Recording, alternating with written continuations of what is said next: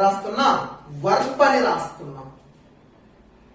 తర్వాత last option ఏమిస్తున్నానంటే అబో all అని ఇచ్చాను.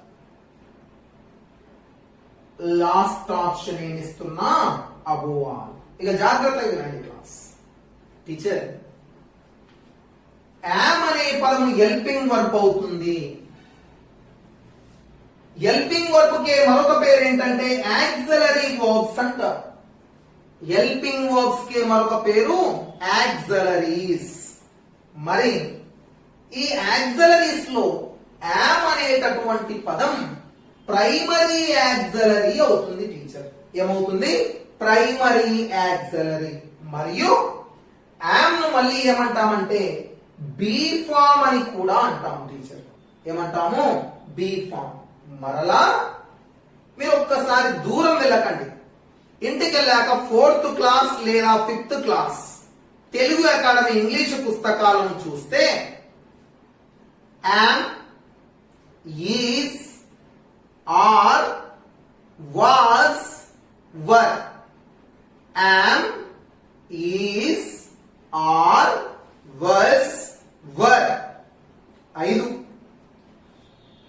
Look, look, seems, seems, appear, appear. 8 పదాలు చెప్పినాం.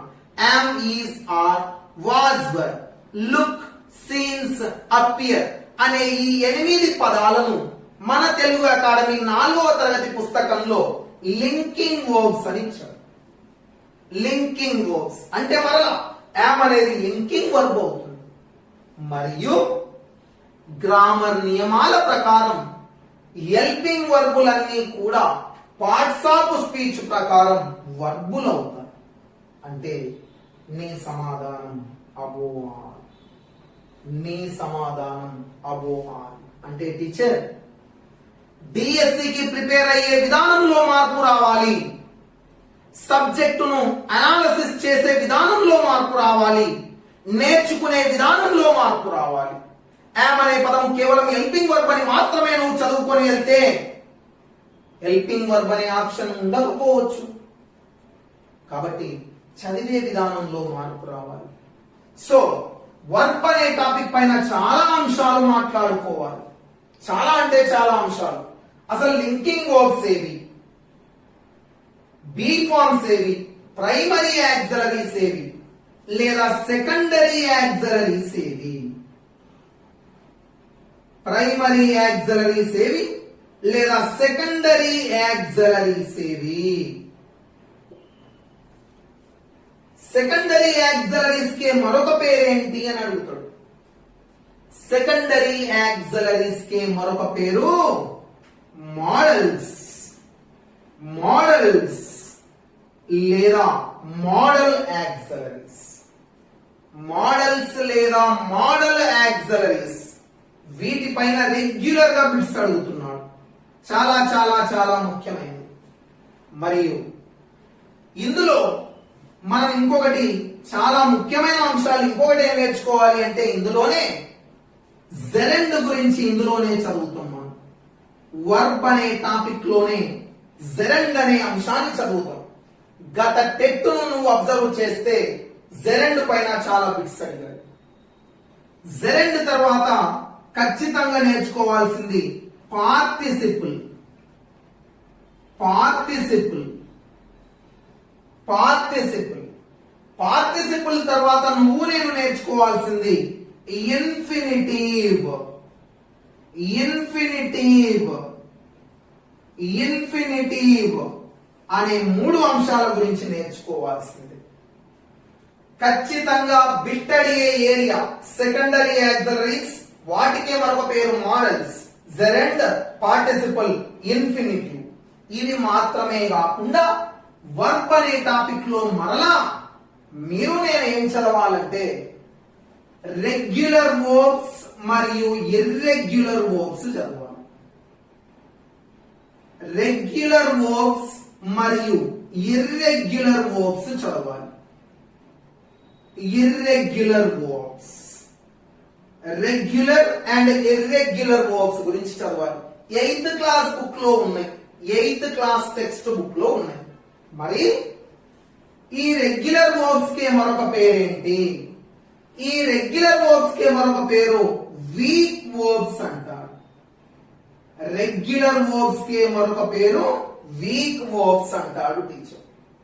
మరి ఇర్రెగ్యులర్ వర్బ్స్ కి మరొక పేరు స్ట్రాంగ్ వర్బ్స్ అంటారు. స్ట్రాంగ్ వర్బ్స్ అంటారు. ఇర్రెగ్యులర్ వర్బ్స్ కి మరొక పేరు స్ట్రాంగ్ వర్బ్స్. వాటి గురించి చదవండి. వీటి తర్వాత మీరు నేను చదవాల్సిన ఇంకేమైనా అంశాలు ఉన్నాయా టీచర్స్? లింకింగ్ వర్బ్స్ చదవాలి. లింకింగ్ వర్బ్స్ గురించి చదవాలి.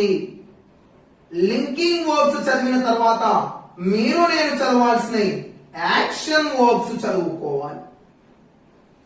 ఇవి మనకు 4వ తరగతి పుస్తకంలో ఇచ్చాడు. 4th class book linking verbs and action verbs గురించి చదవాలి. మరలా ఇంకేమైనా చదవాలా సార్ వర్బ్ అనే టాపిక్ లో అంటే teacher transitive verbs, intransitive verbs చదవాలి. ట్రాన్సిటివ్ వర్బ్స్ లేదా ఇంట్రాన్సిటివ్ వర్బ్స్ వీటి గురించి చదవాలి. లాస్ట్ టైం టెట్ లో అడిగాడు, ట్రాన్సిటివ్ అడిగాడు, ఇంట్రాన్సిటివ్ అడిగాడు.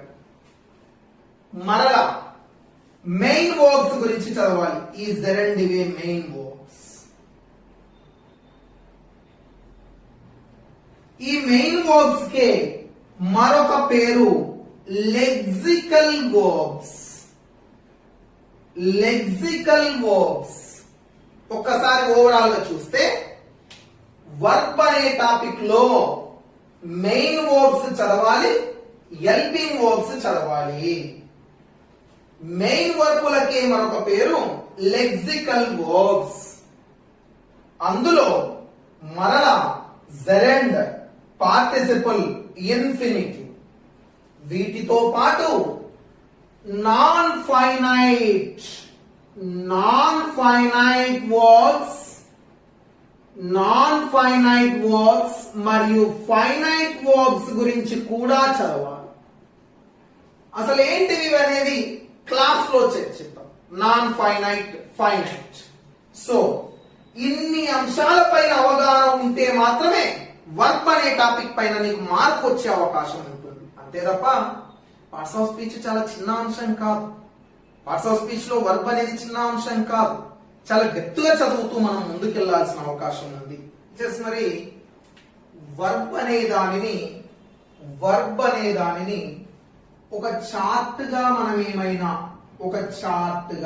అసలు వర్బులోని రకాలను ఒక చార్ట్ గా తీసుకుంటే ఎలా ఉండొచ్చో ఒకసారి మీకోసం రాస్తున్నా. ఎలా ఉండొచ్చు అంటే మొట్టమొదట వర్బును 2 రకాలుగా తీసుకుంటాం. మొట్టమొదటిది మెయిన్ వర్బ్స్ అంటున్నా.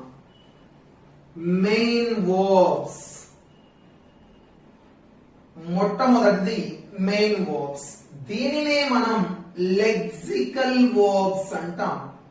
ఏమంటాము టీచర్? లెక్సికల్ వర్బ్స్ అంటాం. ఇక రెండవ రకం ఏది టీచర్స్ అంటే హెల్పింగ్ వర్బ్స్ అంటున్నా. ఏ వర్బ్స్ అంటున్నా? హెల్పింగ్ వర్బ్స్ అంటున్నా. ఈ హెల్పింగ్ వర్బ్స్ నే మనం ఇందాక చెప్పాను నేను యాక్సిలరీ వర్బ్స్ అంటాం.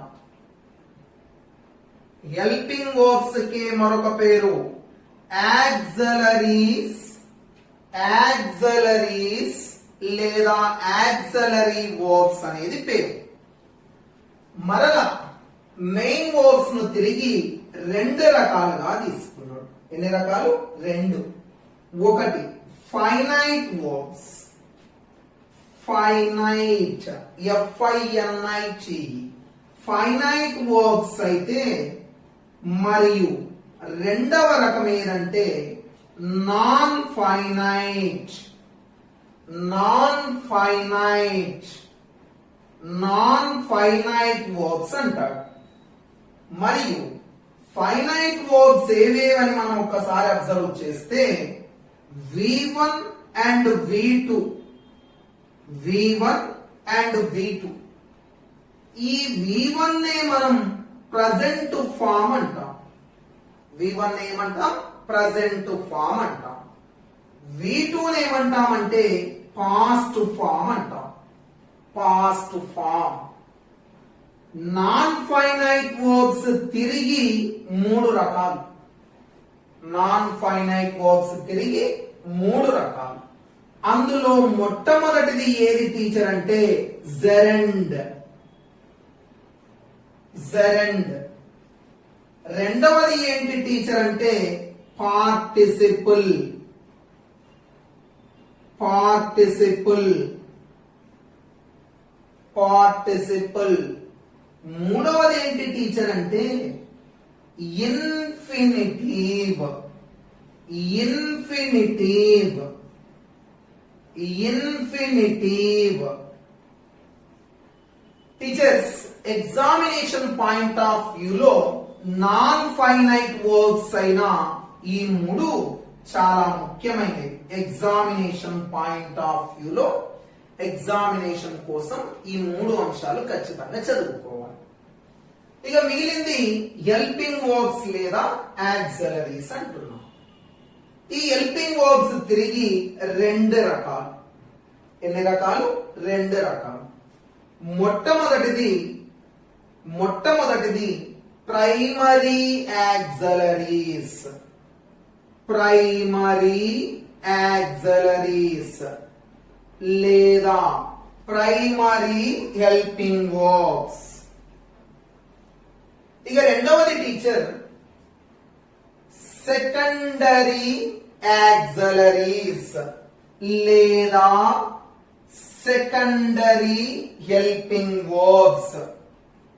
Secondary helping verbs. ఈ సెకండరీ హెల్పింగ్ వర్బ్స్ కి మరొక పేరు teacher modal auxiliaries. Secondary helping వర్బులకి మరొక పేరు మోడల్స్ లేదా మోడల్ యాక్సిలరీస్. Model auxiliaries. మీరు గమనించారో లేదు, 2017 లో జరిగిన టెట్ ఎగ్జామినేషన్ లో మీరు సిలబస్ కాపీని అబ్జర్వ్ చేస్తే అందులో మీకు మోడల్స్ అనేటటువంటి ఒక సిలబస్ అంశంలో ఒకటి ఇచ్చాడు. మోడల్స్ అంటే సెకండరీ హెల్పింగ్ వర్బ్స్ అని అర్థం. మరి మరల ప్రైమరీ హెల్పింగ్ వర్బ్స్ తిరిగి 3 రకాలుగా తీసుకుంటాడు. అందులో ఏవేవో ఒక్కసారి చూద్దాం. మొట్టమొదటిది బీ ఫార్మ్స్. మొట్టమొదటిది బీ ఫార్మ్స్. రెండవది డూ ఫార్మ్స్. Do forms. మూడవది హ్యావ్ ఫార్మ్స్. మూడవది హ్యావ్ ఫార్మ్స్. ప్రైమరీ హెల్పింగ్ వర్బుల్లో 3 రకాలు అంటున్నాం. Be forms, do forms, have forms. Be forms ఏవేవి టీచర్ అంటే బీ ఫార్మ్స్ అని వేటిని అంటారంటే am, am, is, is, are, are, was, was, was, were, were, am, is, are, was, were. వీటితో పాటుగా been, B-E-E-N, been, being, B-E-I-N-G, being, been మరియు being అనే ఈ పదాలను బీ ఫార్మ్స్ అని అంటారు. మరలా డూ ఫార్మ్స్ తీసుకుంటే డూ, డస్ మరియు డిడ్. డూ, డస్, డిడ్ అనే ఈ 3 పదాలను డూ ఫార్మ్స్ అని అంటారు. ఏమంటారు? Do forms. నెక్స్ట్, రీసెంట్ గా అంటే నాకు తెలిసి 3 years ago 2017 లో తెలంగాణ ప్రభుత్వం గురుకుల టీజీటీ పీజీటీ ప్రిపరేషన్ అయ్యేటటువంటి అభ్యర్థుల కోసం, ప్రిపేర్ అయ్యే అభ్యర్థుల కోసం తెలుగు అకాడమీ ఒక ఇంగ్లీషు పుస్తకాన్ని రిలీజ్ చేసింది. ఆ తెలంగాణ తెలుగు అకాడమీ పుస్తకం ఆధారంగా అందులో వాళ్ళు డూ ఫార్మ్స్ లో ఒక పదాన్ని చేర్చారు. ఆ పదం ఏదంటే డన్, డిఓఎన్ఈ, డన్. ఇది కూడా చేర్చారు. కానీ మనకు ప్రామాణికం ఇవి 3 మాత్రమే. నెక్స్ట్, హ్యావ్ ఫార్మ్స్ తీసుకుందాం. హ్యావ్ ఫార్మ్స్ ఏవేవంటే have, have, has, has, had, have, has, had. Same అదే టీజీటీ పీజీటీకి రిలీజ్ చేసిన తెలుగు అకాడమీ పుస్తకంలో ఇంకొక పదాన్ని చేర్చుకున్నారు వాళ్ళు. హ్యావింగ్ అనే పదాన్ని కూడా చేర్చారు. హ్యావింగ్ అనే పదాన్ని కూడా చేర్చారు. కానీ మనం హ్యావ్ ఫార్మ్స్ అంటే ఈ 3 తీసుకుంటాము టీచర్స్. ఏవేవవి? Have, has, had. ఓకేనా? అంటే రేపు ఎవరైనా total how many primary auxiliaries are there, primary auxiliaries ఎన్ని ఇంగ్లీష్ లో, ప్రైమరీ హెల్పింగ్ వర్బ్స్ ఎన్ని అని ఎవరైనా అడిగితే ప్రైమరీ హెల్పింగ్ వర్బ్స్ ఎన్ని అంటే మీరు ఎన్ని చెప్పాలంటే 11 అని చెప్పాలి. 11 అని చెప్పాలి. ఏవేవి చూడండి? Am, is, are, was, were 5, do, does, did 8, have, has, had 11. 11 ఈ 11 ఏమంటారంటే ప్రైమరీ యాక్సిలరీస్ అంటారు. ఇవి అడిషనల్ ఇన్ఫర్మేషన్. ఇది అడిషనల్. ఇక్కడ బీన్ మరియు బీయింగ్ అనే 2 పదాలు హెల్పింగ్ వర్బ్స్ కావు టీచర్. హెల్పింగ్ వర్బులుగా వాటిని మనం ఉపయోగించాం. కానీ మనం కొంత ముందుకెళ్ళి టెన్సెస్ లో హ్యావ్ బీన్, హ్యాస్ బీన్ అని యూజ్ చేస్తాం. లేదా shall have been, will have been. Being అనేది వాయిస్ లో yam being, is being, are being, was being, were being అని వాయిస్ లో యూజ్ చేస్తాం. అంటే మూల పదాలైన ఈ హెల్పింగ్ వర్బులకు ఈ పదాలు ఎక్స్ట్రాగా యాడ్ అవుతాయి తప్ప ఇవి మూల పదాలైన హెల్పింగ్ వర్బులు కావు. కాబట్టి ప్రైమరీ యాక్సిలరీస్ ఎన్ని అంటే 11. ఇక next teacher, secondary helping verbs. ఖచ్చితంగా బిట్ అడగడానికి అవకాశం ఉన్న అంశం సెకండరీ యాక్సిలరీస్. వీటికే మరొక పేరు మోడల్స్. ఏవేవి టీచర్ అవంటే చూద్దాం మరి. షల్, షల్, షల్ అనే పదానికి past form should, shall, should. Will, will, will అనే పదానికి past form would teacher. Will అనే పదానికి past form would. Can, can, can అనే పదానికి past form could, could. May, may, may అనే పదానికి పాస్ట్ ఫామ్ మైట్. మే అనే పదానికి పాస్ట్ ఫామ్ మైట్. నెక్స్ట్ ఏది టీచర్ అంటే మస్ట్, ఎంయుఎస్టి, మస్ట్, మస్ట్. దీని తర్వాత ఇంకేమేమి ఉన్నాయి సెకండరీ యాక్సిలరీస్ అంటే అవసరాన్ని తెలియజేసే పదం నీడ్ టు, నీడ్ టు.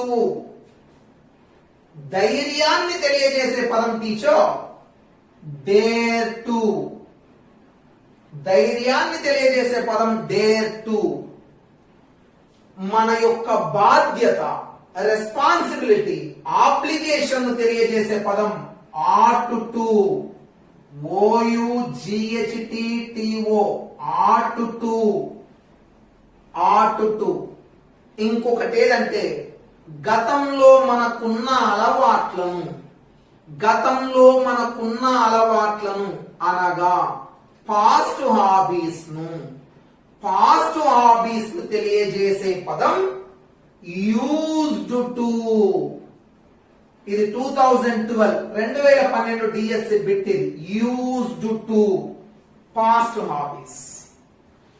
మీరు ఒక్కసారి సెకండరీ యాక్సిలరీస్ లేదా మోడల్స్ అబ్జర్వ్ చేస్తే ఎన్ని ఉన్నాయో చూద్దాం. చూడండి, 1 2 3 4 5 6 7 8 9 10 11 12 13. అంటే సెకండరీ యాక్సిలరీస్ లేదా మోడల్స్ ఎన్ని ఉంటాయి మనకంటే మొత్తం 13 ఉంటాయి. we have total 13 we have. కాబట్టి ఎవరైనా ఇంగ్లీష్ లో హెల్పింగ్ వర్బుల సంఖ్య ఎంత అంటే primary helping verbs 11, secondary helping verbs 13. అంటే హెల్పింగ్ వర్బ్స్ మొత్తం ఇంగ్లీష్ లో 24 ఉంటాయని చెప్పాలి. Total how many helping verbs we have?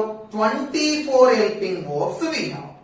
So మరి వీటిని ఇలా అడగట్ల.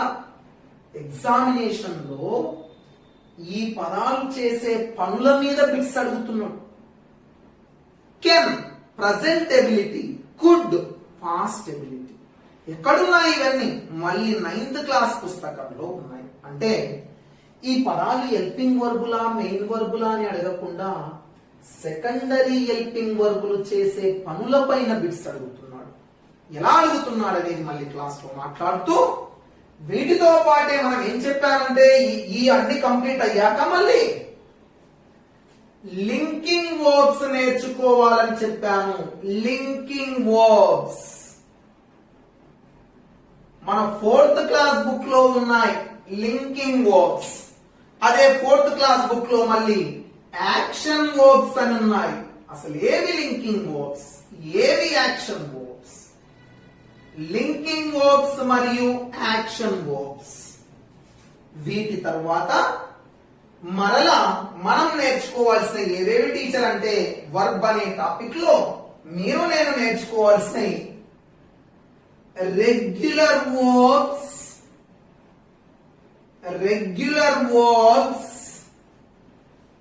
ఇర్రెగ్యులర్ వర్బ్స్ నేర్చుకోవాలని చెప్పాను.